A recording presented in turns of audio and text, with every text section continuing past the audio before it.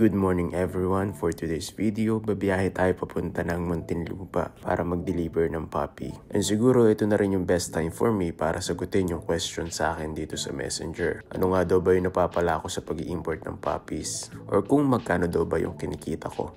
Firstly, I don't want to disclose kung magkano yung kinikita ko. Hindi dahil sa malaki ito, but it is a very private matter. Pero kung tatanungin nyo ako kung worth it ba ito, I would say yes. Dahil nung time na ako yung mag-i-import, na-realize ko na mahirap pala talaga. How I wish na meron sanang tumulong sa akin nung time na yun. Kumbaga kung pag-uusapan natin yung stress at yung pag-iisip, masasabi kong worth it yung ibabayad mo. Pangalawa, makakaiwas ka sa mga manloloko. Sa ayaw man natin o hindi, meron tayong ma-encounter na handang manloko para sa pera. Let's say kausap mo si breeder and after nyo mag-deal sa payment at na-send mo na ang pera, bigla ka na lang ipablock. Ano nga ba yung habol mo? Second scenario, si breeder at si shipper ay magkakilala. Possible din kung manloloko man sila, iba yung tuta na ipapadala sa'yo. Pwedeng may problema sa kalusugan, pwedeng reject, o di naman kaya iba yung gender sa napag-usapan. Pangatlo, syempre yung connections natin. Yung mag-aayos ng permits, yung magdi-deliver, at pati na din yung shipper from different country to the Philippines. Lahat ito ay kasama na sa babayaran. Kaya masasabi kong sulit na din. Talagang hinihiling ko noon na sana meron ako nakausap. Sa ganun, hindi na ako dumaan sa napakarami pang proseso. Bukod pa dyan, alam ito ng mga clients ko na naging kaibigan ko na din. Alam nila na kahit anong itanong nila sa akin, basta about yan sa aso ay pilit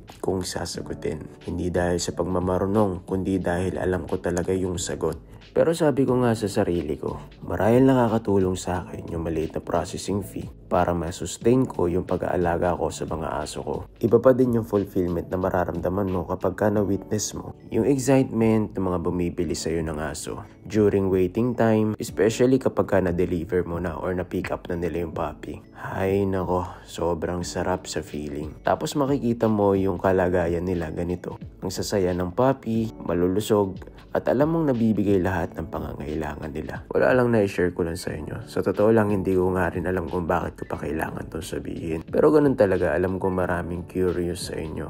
And it's okay. Everyone has to survive. And this is my only way to sustain my hobbies. At ito nga, yung pag-aalaga ng aso. At para sa akin, ayokong kuwanin yung mga pangangailangan nila sa savings ko. Habang tumatagal, mas nagiging wise na din tayo. At kailangan natin yun. Dahil dadating tayo sa point na kailangan natin mag-control sa mga sarili natin. Hindi ulit meron tayong pambili ay kailangan nating bilhin. At hindi ulit na kaya natin ay pwede nating gawin. Kaya ang mapapayo ko lang sa inyo, galingan nyo rin sa life. Pag alam mong hindi na tama ay huwag mo nang gawin. Pag hindi ka na nakakapag-save ng money para sa future ng family mo, pag naaapektuhan na ang energy mo, you better check yourself. Ang kailangan mo nang i-let go yung hobby mo. And by the way, maraming salamat po sa tiwala, Sir Maki. Sobrang happy ako na si Duchess ay mapupunta sa iyo. After 2 months ng pag-aantay, finally, andito na siya sa Pilipinas.